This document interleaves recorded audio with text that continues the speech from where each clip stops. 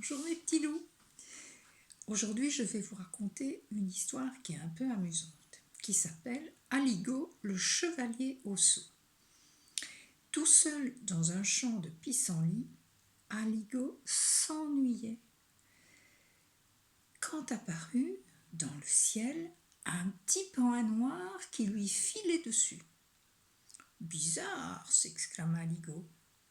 On dirait... Mais à ce moment-là, le seau, parce que c'était un seau, lui arriva droit sur la tête et lui fit un chapeau qui lui descendait jusqu'en dessous des oreilles. Aligo tira dans tous les sens, secoua la tête de bas en haut. Rien à faire, le seau était coincé. Ah, par les sourcils de mémé, s'exclama Aligo. Je trouverai celui ou celle qui jette ainsi ses seaux et je lui dirai 2 mots. Regardez, voilà. Aligo, ici, qui a reçu le petit point noir sur sa tête. Difficile de ne pas se casser la figure quand on a un seau sur la tête. Heureusement, le seau d'Aligo avait 2 trous. Comme ça, il savait regarder. Il savait à peu près où il mettait les pieds. À tous ceux qu'il rencontrait, il demandait « Il est à vous ce seau ?» Et toujours on lui répondait « Non, mais on voit bien à votre aume, parce que les gens s'imaginaient que c'était un aume, que vous êtes chevalier. Vous voulez bien aller couper la tête de la géante Cacarinette. Sinon, c'est sûr, elle va tous nous croquer. » Désolé, répliquait Aligo, je ne suis pas chevalier. Et il repartait. Voilà, les gens qui lui demandent pour aller couper la tête à Cacarinette. Bon, il ne sait pas qui c'est Cacarinette. Aligo mourait de chaud sous son seau. Par chance, il aperçut une rivière et s'y jeta les fesses la première. Mais, par les orteils poilus de mon cousin, ragea Aligo, qui m'a piqué le popotin? Il ramassa au fond de l'eau une longue pique tordue. Oh, quand je tiendrai ce malotru qui jette des aiguilles dans les ruisseaux. Et il reprit sa route vers l'inconnu. Regardez, voilà. Il avait enlevé ses vêtements, là, et il veut se mettre dans l'eau pour se rafraîchir, et il y a une pique qui lui pique le derrière. Bientôt, Aligo arriva chez une princesse. « Savez-vous qui est le malpoli qui jette ses piques et ses seaux ?» demanda Aligo. « Aucune idée, dit la princesse. Par contre, je vois bien à votre aume et à votre lance que vous êtes un chevalier. Soyez gentil, débarrassez-nous de la géante Cacarinette. Coupez-lui la tête, sinon on finira tous en croquettes. » Encore une fois, Aligo s'excusa, il n'était pas chevalier, ça ne le regardait pas. Voilà, avec la princesse qui lui demande d'aller couper la tête de la géante Cacarinette. Quand vint la nuit, Aligo était fatigué.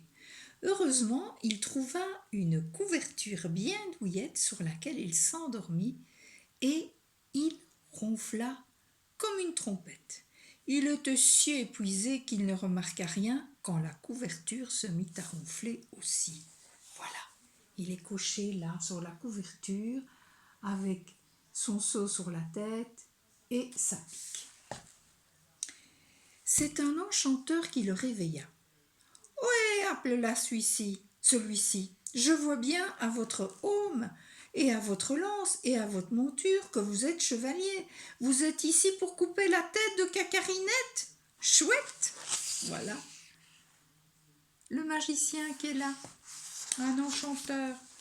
« Mais désolé, je ne suis pas chevalier et je n'ai pas de monture, juste une vieille couverture. » Et Aligo y mit un petit coup de pique sur sa couverture et la couverture poussa un rugissement terrifiant. « Ah, regardez, mon Dieu, c'est un lion !»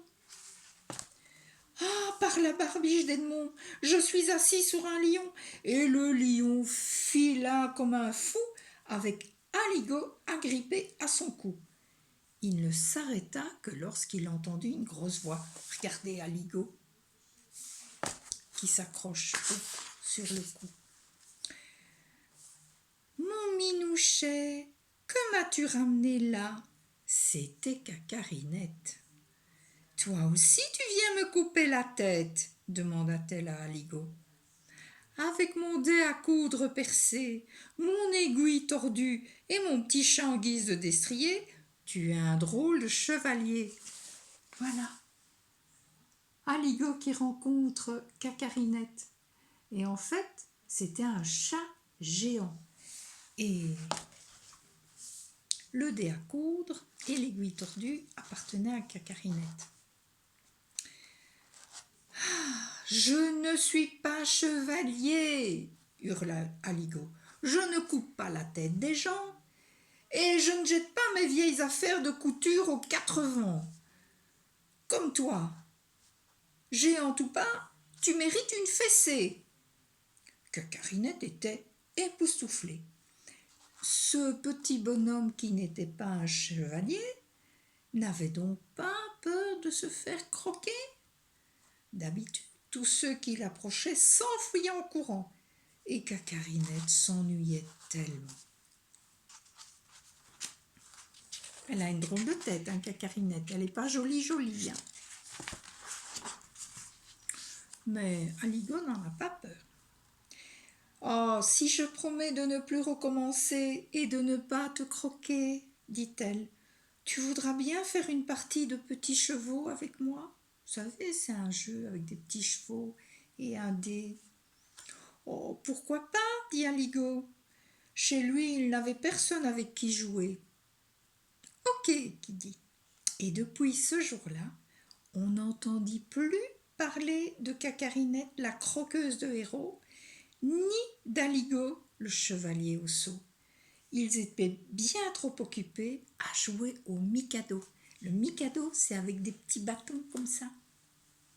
Et il faut les assembler, et quand on les retire, il ne faut pas faire tomber les autres.